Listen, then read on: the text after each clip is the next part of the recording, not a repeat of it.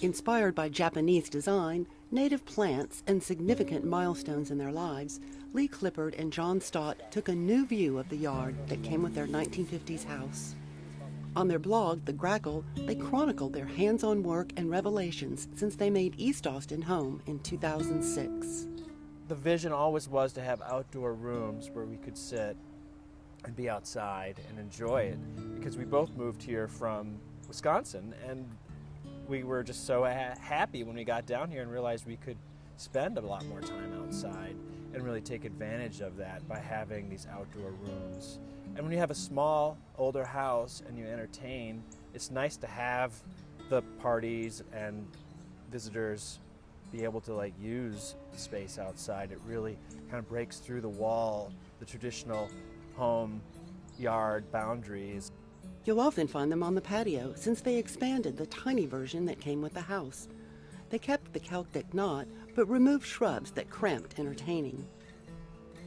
I think one of the mistakes people make is making a space like this too big or too small. And this, for example, is 14 by 14. The posts, the distance between the posts, the whole gravel area of this patio is about 16 by 16. Knowing about dimensions of rooms, I think that is a very good distance for socializing. It's not too big, but it's big enough that you can get a lot of people around that area. But it's not too big that you're talking really far away from your guests or spread out too much. Now there's room to furnish it, including a vintage bench off Craigslist. This one is huge. It's 8 feet long. And actually, it's great because I can take a nap on it. And it provides a lot more extra seating when we have people over and are sitting out here. We do movie nights. We put a screen up on the garage.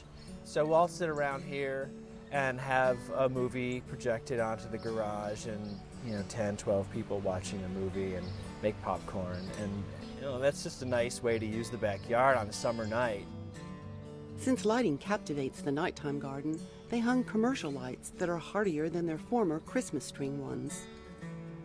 We wanted to use those to create kind of a ceiling for this space and create walls. And so we recently installed these big 6x6 cedar posts, and then the lights are just strung in a square around them. And even in the daytime, the posts define the area and sort of make it feel a little bit enclosed, not too overwhelmingly enclosed, I don't think. But especially at night with the lights just in a big square around you, it just feels like a very defined space. One of their first projects was to break up the foundation between the house and garage for a connecting patio walkway of Luder stone. Working with Diggett Gardens, their design was inspired by Japanese garden philosophy where 4 corners never meet. If you had a place where 4 corners met, the eye would naturally stop there. So rather than sort of travel past that. They also adopted the Japanese philosophy of naturalistic elements. Yeah, I think one of the things that we both are attracted to and we're striving for in the garden is creating a tension between linear, modern, sort of man-made elements and the natural, really organic elements. And so there's a lot of actually kind of stark, hard edges in this garden, but I think those are really softened by the just sort of wild plants that are planted right behind that edge. So what we wanted to do was create a space that can sort of stand on its own, but have it fill in, and sort of the edges are kind of wild. And so that's what you find, I think, with our patio too, is that there's this hard linear entryway and pathway and very flat sawn patio limestone, and then all of a sudden it will jump into just sort of the more natural limestone and kind of random, and sort of that tension between those two elements. Yeah, and I think there's a skill to keeping it simple and uncluttered, because there's a tendency when you're a gardener to start adding things.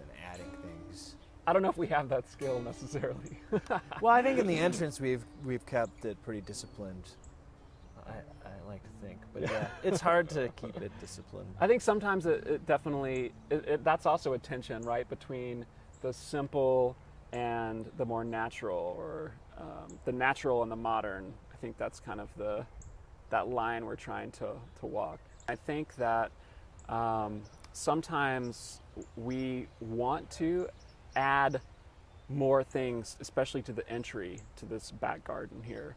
It feels like, I think, I want to put a little pot here with a plant in it or something like that. But I try really hard to resist that urge, because there's something really nice about just opening that gate, and there's just 3 bamboo muleys there, and there's, just a bench and just a path, and you can see this is where I'm going into this garden. But some things they don't want to see, like their new tankless water heater. With 2x2 cedar slats, John built a screen. The other Craigslist bench affirms John's design. Rather than planting vines, they chose a desert willow in front to add depth with its architectural grace. When the desert willow is in full bloom, which is much of the summer, it is amazing. And the pink blooms are gorgeous, and there's hummingbirds that come to it, and there's hawk moth larvae that like to eat on it, and it smells really good when you walk in the back. Actually, that window, that corner right there, is our kitchen. And we stand there all the time at the sink, and it's nice to have that desert willow, which is a little bit more airy and lacy. And when you're standing there washing dishes or working in the kitchen, to be able to gaze out and see through that desert willow to this space is really nice. The path carries them past the patio to a built-up garden.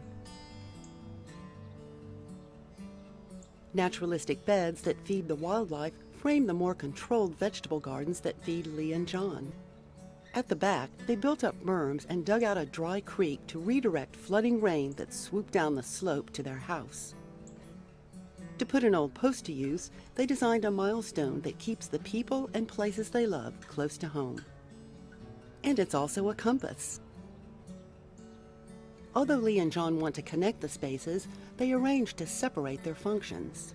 Sometimes it's nice to sit here on a Saturday afternoon with a lemonade or a beer or whatever, and not have to look at the vegetable garden and say or think, gosh, I wish I was out there weeding, or I really need to trim that. So what we have done is created a screen here with the bay tree and the wax myrtle. Lee and John continue patio living in front, but with a different persona. Cooling shade in summer's heat, and a public view to connect with strolling neighbors. Diverse texture and ever-changing flowers to attract wildlife replace the spindly grass they tilled under. For a grassy look, low-care native sedges brush a pathway stone pattern that unites formal and naturalistic Japanese design. They replaced crumbling brick walls and built up the curbside with dry stack limestone. Austin Outdoor Studio customized the steel risers on their pea gravel walkway. Another Austin contribution comes from East Austin neighbor Roger Foster, a sculptor who represents Lee and John's portal to the sun, earth, and sky with ocular number 11, based on a shamanistic object from ancient China. Lee's brother Robert depicts their respect for wildlife with his custom-made ants. With the hardscape structure in place, their young garden balances native plants and hardy adapteds to respect resources as well as wildlife.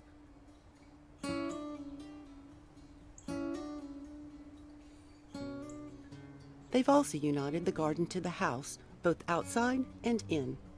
So that there was some connection between those two spaces. And basically to kind of break down the walls between the garden and the house so that when you're in the house, you feel like you're part of the garden. And we have lots of windows in the house, which is nice. So you can look out and just see the garden. It feels like a natural extension of the design within the house also. Yeah, I think people who go in the house and in the garden will say, oh, this is clearly their aesthetic. I think there's a match between the inside and outside.